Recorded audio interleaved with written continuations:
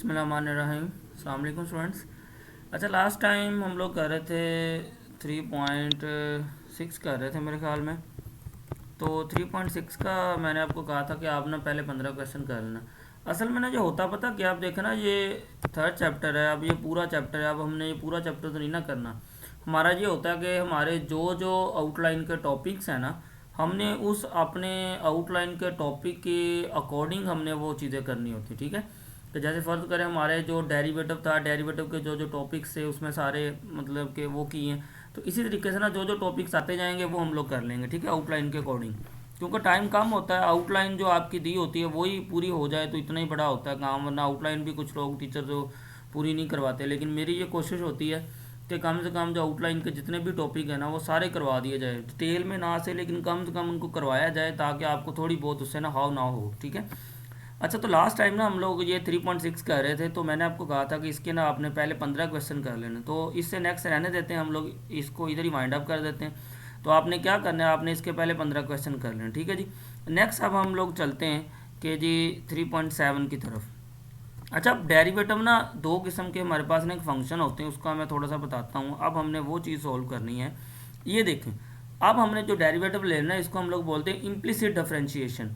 मतलब कि एक डेरिवेटिव होता है एक्सप्लिसिट, एक होता है इम्प्लिसिट। अब इसका पहले तो आप इसको समझे कि इम्प्लिसिट डेरिवेटिव होता क्या है। अब इम्प्लिसिट डेरिवेटिव ऐसा डेरिवेटिव होता है कि जिसमें जो एक्स वेरिएबल होते हैं ना वो मिक्सअप होते हैं, सही है। अब जैसे देखें, फर्ज करें अब ये इक्वेशन है, आपने इसका डेरिवेटिव लेना है। अब आप इसमें नोट करें, इसमें सारे मिक्स हैं। देखें, ये एक्स और वाई दोनों मिक्स ही है ना, तो ये डेरिवेटिव है। ऐसी वाली जो क्वेश्चन होती है ना, सबसे पहले आप समझे कि इम्प्लिसिट होता क्या है, इम्प्लिसिट फंक्शन क्या होता है। इम्प्लिसिट फंक्शन ऐसा फंक्शन होता है कि जिसमें एक्स और वाई वेरिएबल मिक्सअप होते हैं, हम उनको अलग नहीं कर सकते। जैसे ये वाले, मतलब कि देखें इसमें ये सारे मिक्सअप हैं, ये वाले देखें, ठीक है जी। तो इसको हम लोग सेपरेट नहीं कर सकते। अब इसके बाद इम्प्लिसिट के बाद एक होता है एक्सप्लिसिट फंक्शन। एक्सप्लिसिट फंक्शन पता क्या होता है कि ऐसा फंक्शन होता है कि जिसमें हम लोग y को अलग कर सकें, मतलब कि y एक तरफ होता है, बाकी सारे एक तरफ होते हैं। तो सिंपल सी बात है कि अभी तक जो हमने क्वेश्चन किए थे ना, मैं आपको उसकी अभी वो हमने किए थे एक्सप्लिसिट डेरिवेटिव। वो कैसे आपको पता चला, देखें अभी आपको मैं शो करवाता हूँ। देखें कि उन सब क्वेश्चन के अंदर हमारे पास y is equal to this दिया हुआ था। मतलब कि y जो है ना, y एक तरफ था, x वाले सारे एक तरफ थे, उसको हम कहते हैं इम्प्लिसिट डेरिवेटिव। ये देखें, जैसे फर्ज करें ये वाला है, ठीक है। अब आप नोट करें, इसमें कोई भी ऐसा फंक्शन नहीं है जिसमें x और y मिक्सअप हो। देखें कि y एक तरफ है, सारे x वाले एक तरफ है। देखें इसमें भी यही है कि y एक तरफ है, बाकी सारे x वाले एक तरफ है। इस ऐसे फंक्शन को हम लोग कहते हैं एक्सप्लिसिट फंक्शन। फिर एक्सप्लिसिट फंक्शन का डेरिवेटिव इसका आपको पता ही, आपने कैसे लिया था कि दोनों तरफ D over D x apply करके इसका डेरिवेटिव ले लिया था। ये तो सिंपल है। तो अब हम लोग जो नेक्स्ट करने लगे हैं ना, वो हमारे पास होता है इम्प्लिसिट फंक्शन। तो इम्प्लिसिट फंक्शन पहले तो मैं डेफिनेशन बता रहा हूँ कि ये सेकंड ईयर की बुक के ऊपर भी लिखी हुई है कि इम्प्लिसिट फंक्शन ऐसे फंक्शन होते हैं कि जिसमें एक्स और वाई मिक्सअप होते हैं, मतलब अलग अलग नहीं कर सकते। ये वाले जो है ना, इनको हम कहते हैं इम्प्लिसिट, एक्सप्लिसिट सॉरी।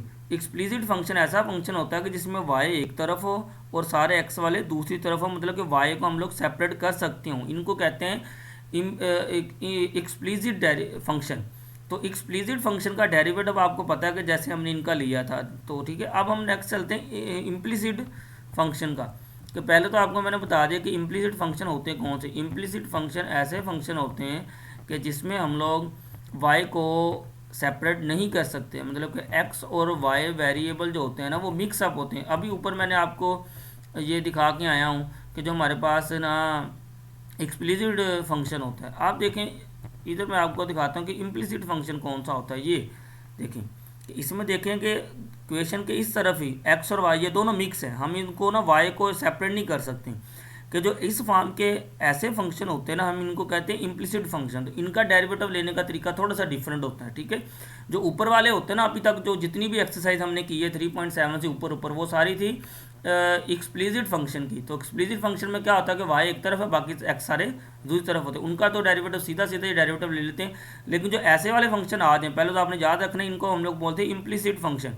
तो इम्प्लिसिट फंक्शन का डेरिवेटिव कैसे लेना है, ये उसने इधर बताया हुआ। देखें कि इधर एक टेबल है, ये ये आपने टेबल याद रखना है। पहले क्या करना है, देखिए दो स्टेप में।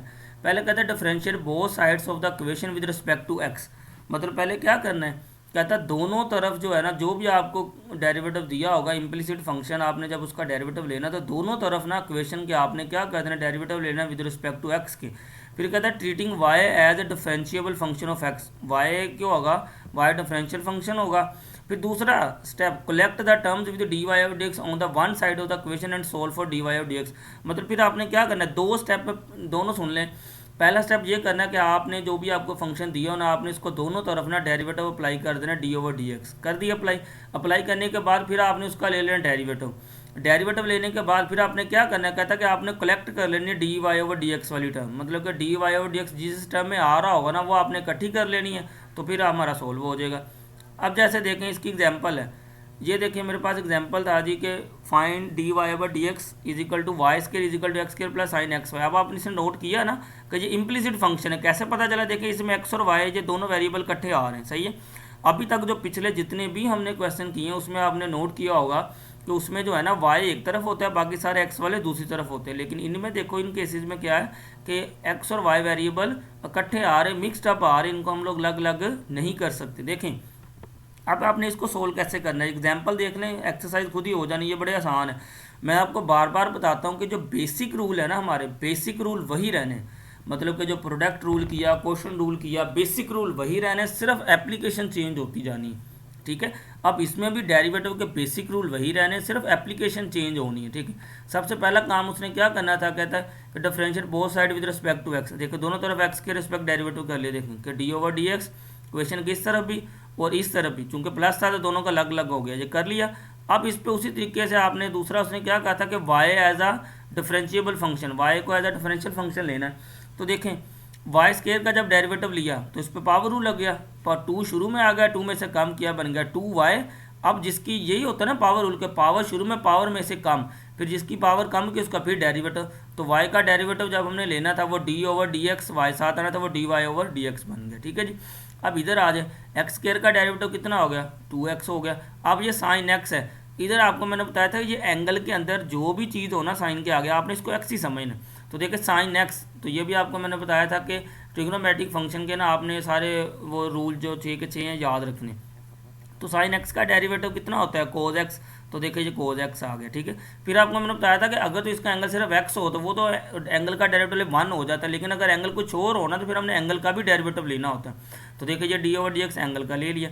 अब एक्स वाई एंगल का डेरिवेटिव कितना हो गया, क्योंकि अब ये दोनों एक्स और वाई वेरिएबल मिक्सअप हैं तो इन पर क्या लग जाना, प्रोडक्ट रूल लग जाना। देखिए कि जी एक्स वाई पे जब प्रोडक्ट रूल लगाया, एक्स वाई पहला फंक्शन वैसे ही एक्स का डेरिवेटिव 1 हो गया, फिर प्लस एक्स का जिसका डेरिवेटिव लिया एक्स वैसे डेरिवेटिव वाई का वो डी वाई और डी एक्स, ये प्रोडक्ट रूल लग गया।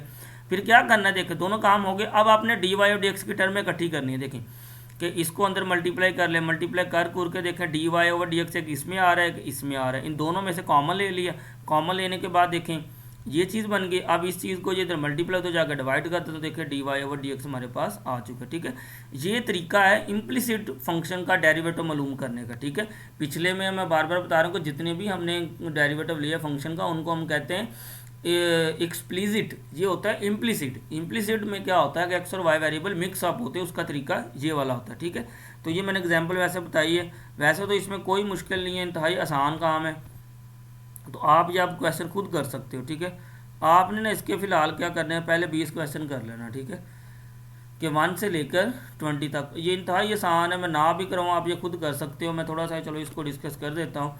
देखिए कहते हैं कि use implicit differentiation to find D Y D X, वही काम करना है। देखें देखा ना एक्स और वाई वेरिएबल मिक्स अप है, देखिए इधर मिक्स अप इधर मिक्स अप है, तो इसका मतलब ये कौन से बनते हैं, इम्प्लिसिट फंक्शन बनते हैं। तो इनका डेरिवेटिव कैसे लेना है, तो पहले आपने D over D x equation के इधर भी अप्लाई कर देना, इधर भी अप्लाई कर देना, फिर डी वाई और डी एक्स की टर्म में इकट्ठी करनी है। देखें इसका मैं सोल्यूशन डिस्कस करता हूँ, ये देख लें। स्टेप 1 करके देखो उसने लिखा हुआ है कि पहले जब इधर डेरिवेटिव लिया, अब चूंकि ये दो वेरिएबल आ गए, एक एक्स स्क्वायर आ गया एक वाई आ गया, इन दोनों पे प्रोडक्ट रूल लग गया। प्रोडक्ट रूल आपको आना चाहिए। देखें कि एक्स स्क्वायर पहला फंक्शन वैसे ही वाई का डेरिवेटिव डी वाई और डी एक्स हो गया, फिर प्लस जिसका डेरिवेटिव ये वाई का वो वैसे डेरिवेटिव पहले फंक्शन का एक्स स्क्वायर का कितना हो गया 2x हो गया। तो अब इस पे भी डेरिवेटिव लिया एक्स वाई स्क्वायर, इन दोनों पे भी प्रोडक्ट रूल लग गया, ये बन गया। अब 6 का डेरिवेटिव लिया इस साइड के ऊपर, वो 0 आ गया, ठीक है जी। अब क्या करना है, डेरिवेटिव तो ले लिया, अब आपने जस्ट क्या करना है कि अब आपने डी वाई और डी एक्स की टर्म में इकट्ठी करनी है। क्या करें, देखें कि ये D Y over D X की देखें एक तरफ कर ली उसने, एक ये टर्म थी D Y over D X वाली, एक ये टर्म थी D Y over D X वाली, इसको एक तरफ रहने दिया, बाकी टर्म में दूसरी तरफ ले गया। अब क्या किया देखें, फिर उसने क्या किया कि D Y over D X दोनों में से कॉमन ले लिया, डी वाई डी एक्स ये कॉमन लिया, ये कॉमन लिया, ये कॉमन लेने के बाद इधर देखे बच गया एक्स स्क्वायर, इधर डी वाई डी एक्स के साथ है 2xy, तो ये डी वाई डी एक्स देखे कॉमन ले लिया, ये बन गया। अब ये इधर मल्टीप्लाई हो रहा है, दूसरी तरफ इधर जाके इसके नीचे डिवाइड कर दें, तो ये हमारे पास d Y over D x आ गया। ये सारे क्वेश्चन आपने सेम वैसे ही करने जैसे मैंने एग्जांपल बताई, ये एक चीज़ बता दी है, इसमें फ़र्क मतलब कि कोई मसला नहीं है कि डेरिवेटिव के रूल वही पुराने, प्रोडक्ट रूल भी वही लग रहा है, पावर रूल भी वही लग रहा है, क्वेश्चन रूल जिसमें लगेगा वो भी वही लगेगा, मतलब कि सेम सारा पुराना काम है, कोई नई चीज़ नहीं। सिर्फ ये एक फंक्शन नया दिया हुआ है और इसका मैंने तरीका मेथड बता दिया आपको कि आपने इस फंक्शन को ना कैसे डील करना है, ठीक है। अब ये देखें ये 5 वाला हो गया, इस पर भी उसने प्रोडक्ट रूल लगा के जिसको सोल्व कर दिया। अब आप सारे आसानी से कर सकते हो, मुझे नहीं लगता इसमें ना जिस बंदे को डेरिवेटिव के बेसिक रूल आते हैं ना, तो मुझे नहीं लगता किसी को इसमें कोई मसला बनेगा, ठीक है। तो ये मैं एक दो डिस्कस और कर देता हूँ आपको जो मुझे लग रहा है, ये 15 वाला डिस्कस करता हूँ कि इसमें हो सकता है आपको कोई मसला मसाइल हो जाए, ठीक है। 15 वाला देख लें जी, मुझे लगता है इधर ना नंबरिंग चेंज की हुई है, इधर 15 पे थीटा 1/2 है, इधर 15 पे ये कोई और है, ये ना नंबरिंग चेंज की हुई है, ठीक है। मतलब कि ना ये आगे पीछे होने क्वेश्चन, ये किसी और जगह होना नीचे, वो जो है ना आप इसको देख लेना, आपने ना काम बुक के अकॉर्डिंग करना है, सॉल्यूशन के अकॉर्डिंग नहीं करना। ये नंबरिंग ना चेंज हुई हुई है मुझे लगता है, क्योंकि ये क्वेश्चन उन्होंने बाद में ऐड किए हैं, तो ये नंबरिंग चेंज हुई हुई है। चले कोई नहीं, आप इसको देख लें। देखिए ये थीटा 1/2 है, आर 1/2 है 1 है, इसको मैं डिस्कस कर देता हूँ। देखें जब डेरिवेटिव लिया दोनों तरफ, ये 1 इसका तो 0 हो जाना है, थीटा 1/2 पे पावर रूल लग गया, 1/2 शुरू में आ गया, 1/2 में से कम किया तो ये बन गया, इसी तरीके इस पर भी ये, ठीक है। अब देखें इधर जब थीटा का डेरिवेटिव हमने लेना था तो वो हमारे पास क्या आ जाना था, D theta over D theta 1, तो इधर चूंकि जब आर का डेरिवेटिव लेना था वो D R over D theta वैसे लिखो हो गया, ठीक है। तो अब D R over D theta एक तरफ रहने दी टर्म, दूसरी तरफ लेके ले गए, तो ये D R over D theta, क्योंकि देखिए इसमें मालूम है हमने ये करना है, देखिए उसने बताया हुआ है कि फाइंड डी आर, ये दोनों क्वेश्चन रहने दे, ये 15 और 16 वाला, ये दोनों आप रहने दे, ये है ही नहीं सोल्यूशन में और ये चेंज किए हो, इनको रहने दें आप लोग। तो इधर से शुरू हो जाए, पहले तो सिंपल है, उसमें आपने D Y over D X मालूम करना है पहले 16 में, फिर ये 17 से लेकर 20 तक जो है ना इसमें आपने मालूम करना है D R over D theta. तो सिंपल सी बात है कि आपने इसका दोनों तरफ आप डेरिवेटिव किसके रिस्पेक्ट लेना है, जो नीचे होता है मतलब थीटा है ना, आपने दोनों तरफ इसका derivative with respect to theta के लेना है। तो ये 17 वाला मैंने डिस्कस किया है कि इसके पहला स्टेप तो आपने ये करना है कि दोनों तरफ ना डी ओवर डी थीटा इधर भी अप्लाई कर देना, इधर भी D over D theta apply कर देना है, ठीक है। तो इस पर पावर रूल लग गया, पावर शुरू में पावर में से कम, जिसकी पावर कम की है थीटा की तो उसका derivative D theta over D theta वो तो 1 हो जाना है। जब इस आर का डेरिवेटिव लिया, पावर शुरू में पावर में से कम है, फिर जिसकी पावर कम की उसका फिर डेरिवेटिव, तो डी आर का डेरिवेटिव कितना हो जाना, डी ओवर डी थीटा वो D R over D theta बन गया। तो अब ये यही हमने मालूम करना था, D R over D theta. तो ये टर्म आ रही इसको उधर ले जाके माइनस कर दें, ये जो D R over D theta के साथ टर्म देखे उसने क्या किया, -1/2 था, नीचे जाके आर की पावर 1/2 बन जाना था, आर की पावर 1/2 को हम लोग आर अंडर रूट लिख सकते हैं, ठीक है। तो ये बन गया, इधर इसको जाके उधर उलट कर दें तो ये हमारे पास d are over D theta आ जाएगा, ठीक है। तो आपने इसके ना इतने क्वेश्चन करने, इसको हम लोग इधर ही इस टॉपिक को वाइंड अप कर देते हैं कि आपने 1 से लेकर ये 14 तक कर लेने और 17 से लेके 20 तक कर लेने। इस चीज़ का ख्याल रखना है कि अगर उसने कहा हुआ ना कि D Y over D X मालूम करे तो फिर आपने दोनों तरफ differentiate D over D X करना है। अगर उसने कहा कि D are over D theta find करे, आपने दोनों तरफ D over D theta find करना है। मैं बार बार बता रहा हूँ कि काम ये कोई नया नहीं है, सारा पुराना काम है, सिर्फ आपको मेथड पता होना चाहिए था कि इम्प्लीसिट को हमने कैसे डील करना है। वो मेथड आपको मैंने बता दिया, क्वेश्चन भी उसके बता दिए।